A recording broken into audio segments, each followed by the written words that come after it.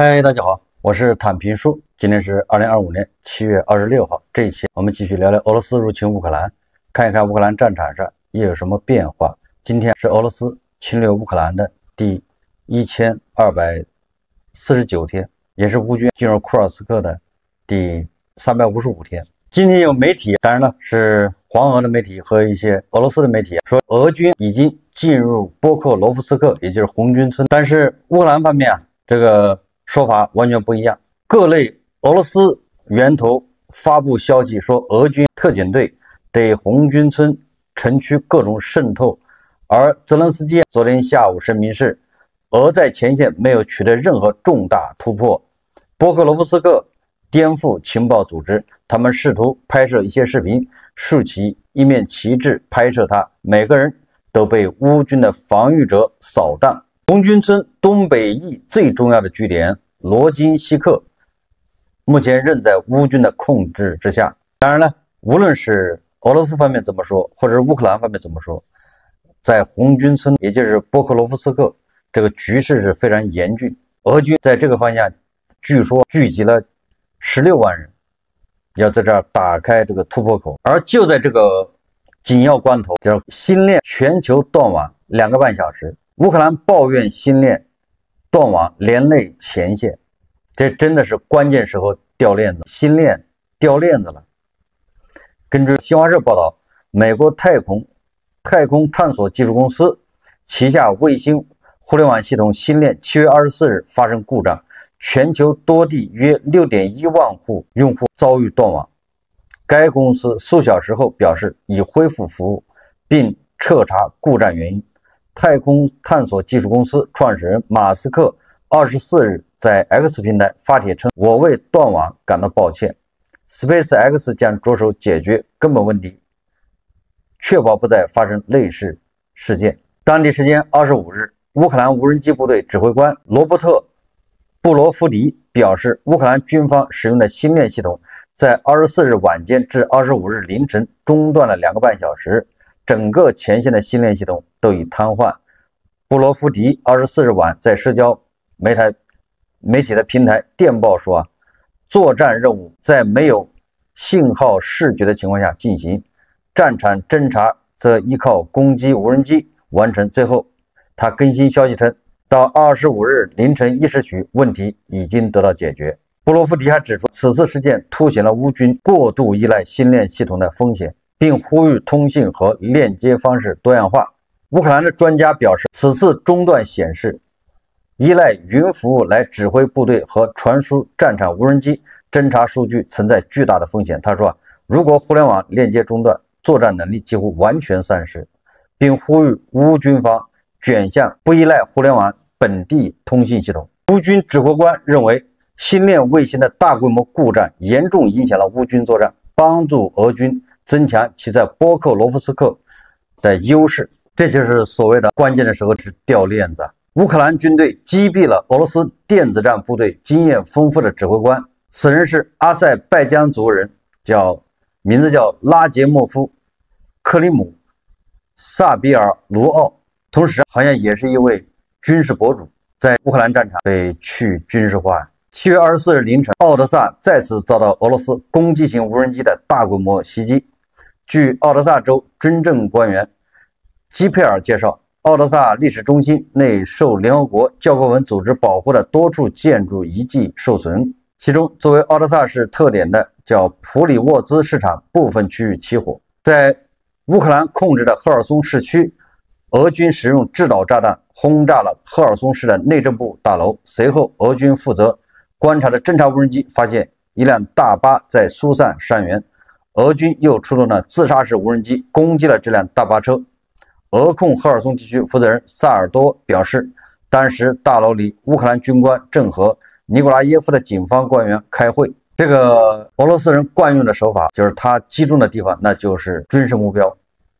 那不是北约的军官在里面开会，就是乌克兰的军官正在里面密谋。7月24日，乌克兰无人机正在俄罗斯境内多个方向发动大规模袭击，大多数乌克兰无人机正在飞向高加索地区。乌克兰的潜艇无人机也已部署在黑海，直指克里米亚大桥和黑海舰队。前乌克兰武装部队总司令扎卢日内说：“他说乌克兰已经进入了冲突的新阶段，如果不建立长期防御体系，战斗行动可能还会持续10年。”扎卢日内承认，战争的第一阶段在2023年结束，现在俄罗斯正在与乌克兰军队进行一场消耗战。如果按照战争的3个阶段来说，那现在就是进入了漫长的战略相持阶段。扎卢日内认为这个仗还要打10年。乌克兰武装部队现任的总司令谢尔斯基在与北约欧洲最高指挥官会谈后得到确认，给乌方的新型防空系统已在途中。该批装备由欧洲盟国依照北约联合计划出资采购，将专项用于加强民用目标防空保护。现在防空系统正在路上。我们看看最近这个乌克兰国内，泽连斯基被反腐败法案搞的是焦头烂额。现在毕竟有部分年轻人被人煽动上街示威游行，反对泽连斯基。泽连斯基昨天晚上发帖说今日我已将法案提交至乌克兰最高拉达，兑现我的承诺。为了司法正义，为了执法与反腐机构的改革，法案将提供反腐机构独立性的全面保障，并建立切实可行的核查机制，以杜绝俄罗斯的任何干预企图。所有接触国家机密的人员，不仅包括国家反腐败局和特别反腐败检察院，还包括国家调查局与国家警察，都必须接受测谎仪的检测，以此类审查必须定期实施。实际上，就是在乌克兰的安全局看来，以上机构被俄罗斯已经严重渗透。这个泽连斯基说，该法案还包括防止权力滥用的多项条款。法案文本已与合作伙伴、执法机构以及这个叫国家反腐败局和特别反腐败检察院的代表进行充分讨论。欧盟伙伴提出了诸多建议，特别是邀请英国、德国及欧盟专家参与的方案。我已要求政府官员向国际伙伴正式提交法案文本，并整合所有必要的专家资源。尤为可贵的是，乌克兰人民正以非凡的尊严应对当前局势。我们这个国家的公民从不回避责任。感谢所有为祖国而战的勇士，感谢所有为乌克兰奋斗的工作者。这个我在前几天节目说过了，由于乌克兰现在是战时，泽连斯基想把本来是独立的2个机构，就是国家反腐败局和特别反腐败检察院2个独立的机构，想把它纳入总检察长这个制约之下。总检察长又是总统任命的，所以这个相当于原来独立的反腐机构变成不独立了，依附于总统，那这个肯定是不行。但是现在又是战时，这2个机构由于他不听总统的，他很有可能已经被俄罗斯渗透，导致乌克兰前线一个旅叫110旅刚接受完国家反腐败局的调查，反腐败局的人一走，旅部就遭到了毁灭性的打击。所以怀疑以上的机构已经被俄罗斯的特工渗透了，那谁能去管他们呢？对吧？他们还要到前线去调查谢尔斯基哪来的150万卢布，居然汇到俄罗斯给他爹治病，等等，这些问题也是不合理的。所以说，我认为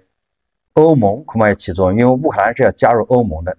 反腐败这玩意你是要经过欧盟的认可。果然，这个给泽连斯基施加压力的其实并不是乌克兰人，这乌克兰人游行示威这倒不是问题，给乌克兰造成更大施压的是英国、德国，还有法国，还有欧盟。所以你看，这个泽连斯基为什么说他是个成熟的政治家？他现在越来越成熟，他不是那种撞了南墙不回头，他遇到困难了，他向欧盟求助，他把他改革的方案让欧盟来提意见，请了欧盟的专家、英国的专家参与方案的修改，既要保证国家安全，又要让这个反腐败机构相对独立。那泽连斯基的最新的方案，那2个反腐败机构他放在总检察长的控制之下了，但是2个反腐败机构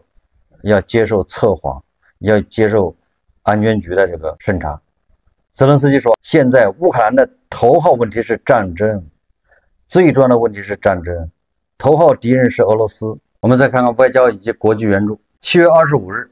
塞尔维亚欧洲一体化部长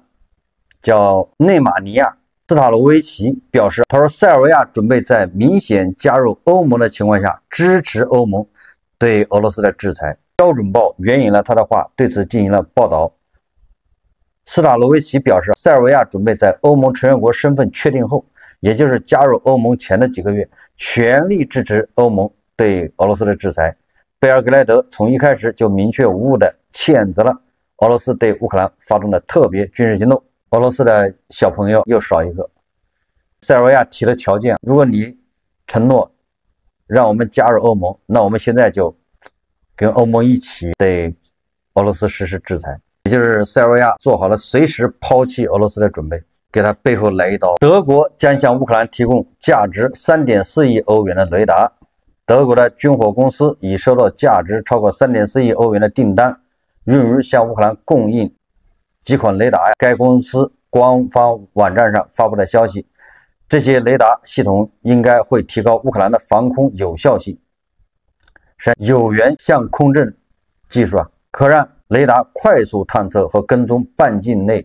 多达1500个空中目标，半径可达250公里。该系统能够识别所有类型的威胁，巡航导弹、无人机、飞机和直升机。同时，德国又向乌克兰交付了60台猎豹防空坦克。这个德国援助乌克兰的这个猎豹防空坦克那简直立了大功。他现在是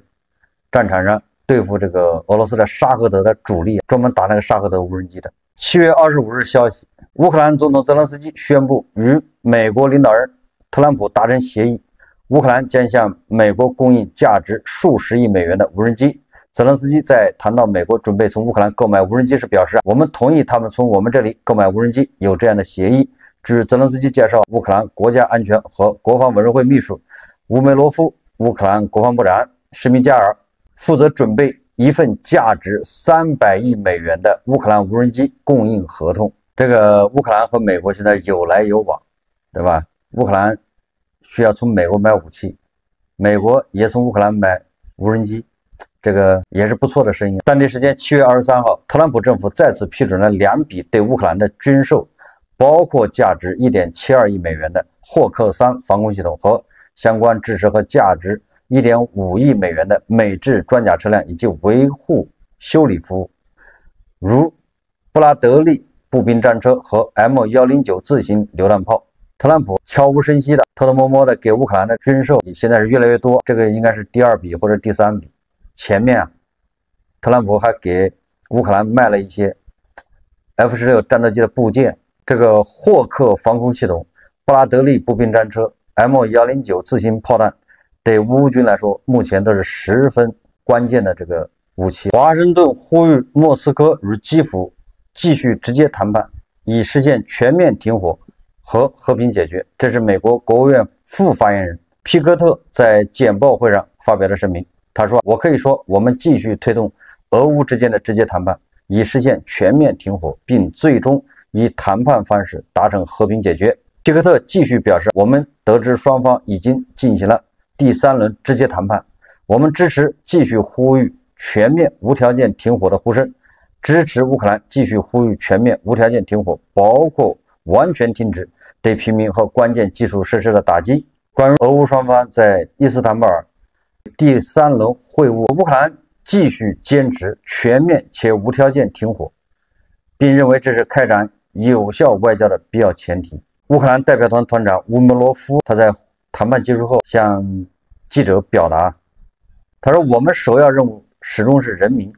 停火以及领导人会晤，至于停战目前还没有进展，但我们正努力处理优先事项。他说，今天我们也在处理这些问题，其中一个已经取得成果，另外2个仍在进行中。乌克兰人坚持要求泽连斯基和美国总统特朗普、俄罗斯总统普京还有土耳其总统埃尔多安举行多边会谈，也就是领导人面对面谈。土耳其的领导人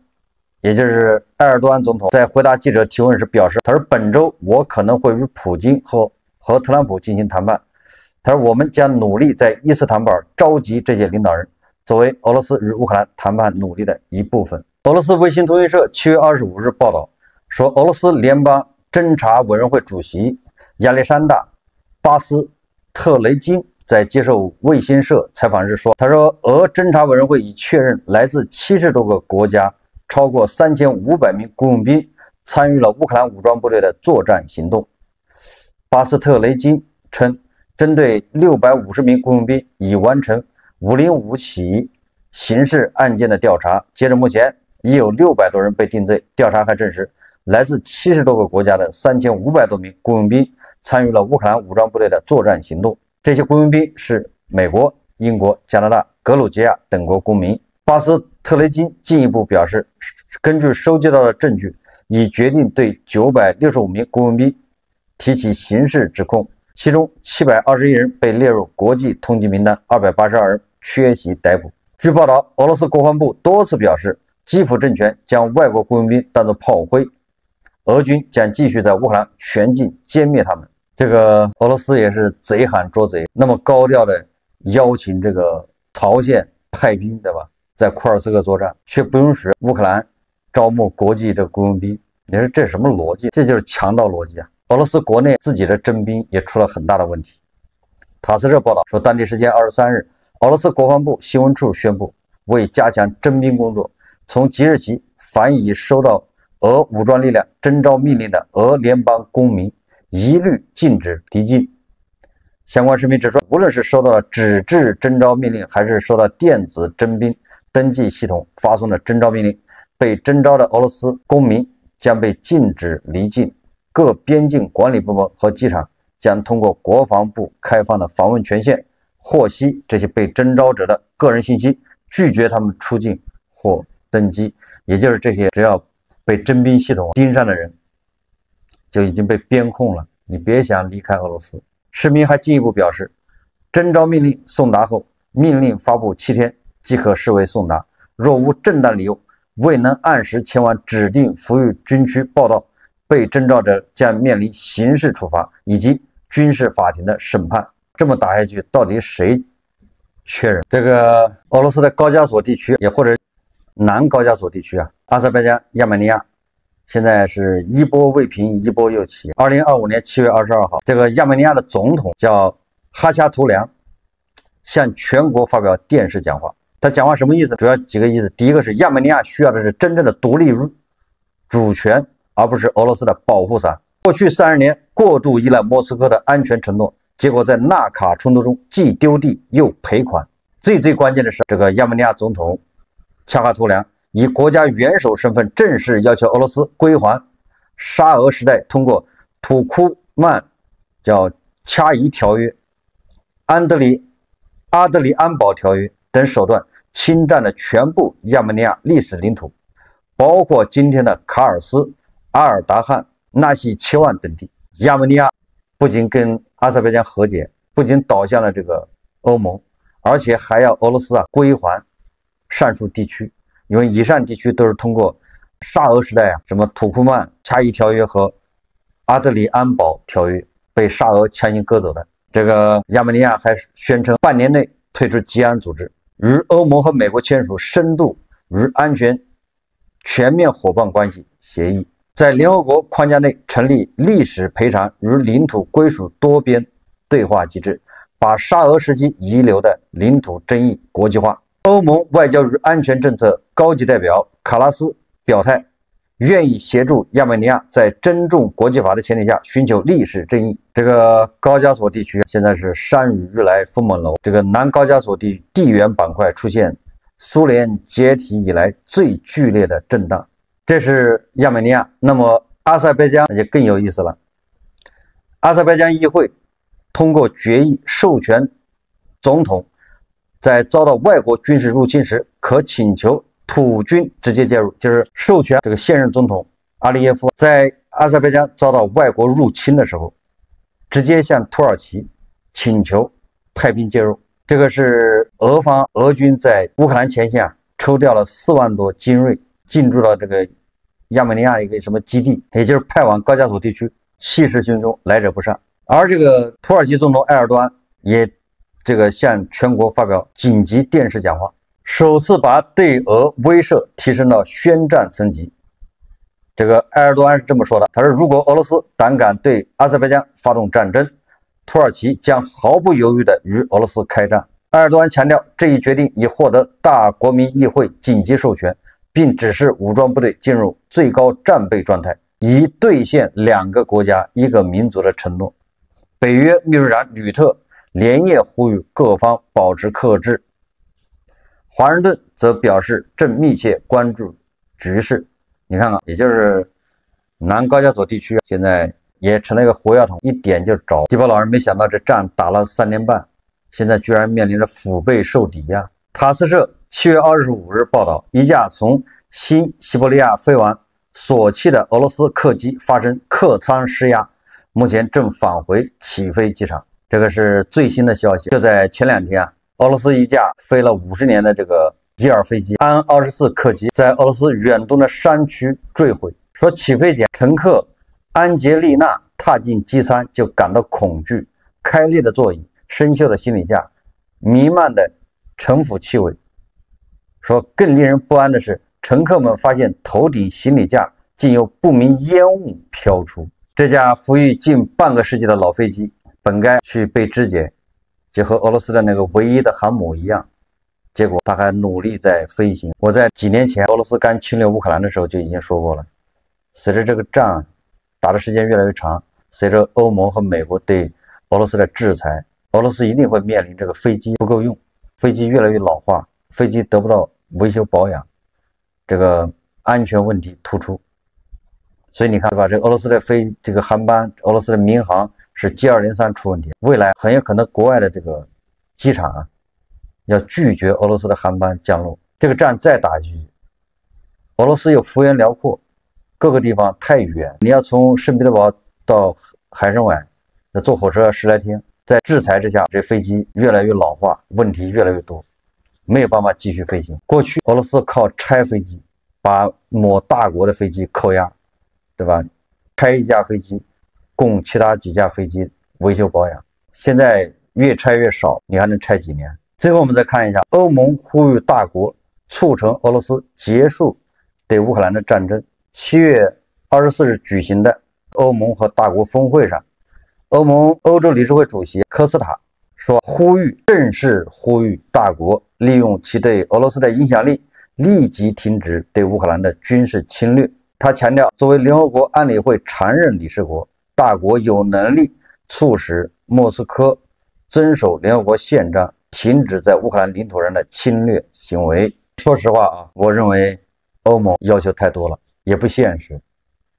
为什么？别的不说了，咱们就看特朗普上台以后，特朗普信誓旦旦24小时结束俄乌战争，实现和平。特朗普确实也努力去做了，得到的是什么？拜登对普京是硬的一手，不跟他谈，就是给武器打。那特朗普一上台之后，完全180度转弯，求着这个普京能不能不打了，骂这个乌克兰和泽连斯基，天天吹这个普京。我说这个什么意思？美国对俄罗斯什么方法都用了，强硬的一面用了没用，软弱的一面用了也没用，也就是普京是水米不进。你这个时候让大国去劝俄罗斯，大国何德何能，有什么能力，有什么实力？大国也不敢去用武力来逼迫俄爹，大国也不能去说公开求他，像特朗普那样的说你别打了。也就是说，你说美国什么招都用了，都搞不定俄罗斯，大国何德何能搞得定俄罗斯？这个我倒是觉得大国有自知之明，派了特使去转了3圈，一看立马就回来了，火候不到，双方还要掐还要打。那有人就说了，那你大国别跟俄罗斯做生意，这不就开玩笑吗？欧盟到现在还在跟俄罗斯做生意，对吧？美国也从俄罗斯进口东西，还有另外一个印度。也就是说，大国只要不给俄罗斯武器，不要给他出口跟武器相关的，或者能迅速提升俄罗斯的什么军事实力的这些东西，这个就已经就可以了，要求不能太多。所以说，欧盟他认为大国对俄罗斯有影响力，用这个影响力就可以让俄罗斯停止对乌克兰的军事侵略，这简直是对大国要求太多，连美国都办不到的事情，你让大国做到，怎么可能？对吧？特朗普天天吹他跟普京私人关系多好，对吧？有什么用呢？这个普京表现出来的跟特朗普的私人友谊啊，我感觉他比大国要深。特朗普都拿普京没招，所以说欧盟这想法不现实啊。大国应该知道自己几斤几两，所以现在也只能是喊喊口号。好，这期节目我们就聊到这里，感谢大家收看。如果喜欢我的节目，欢迎订阅转发，也可以在下方留言评论，谢谢大家。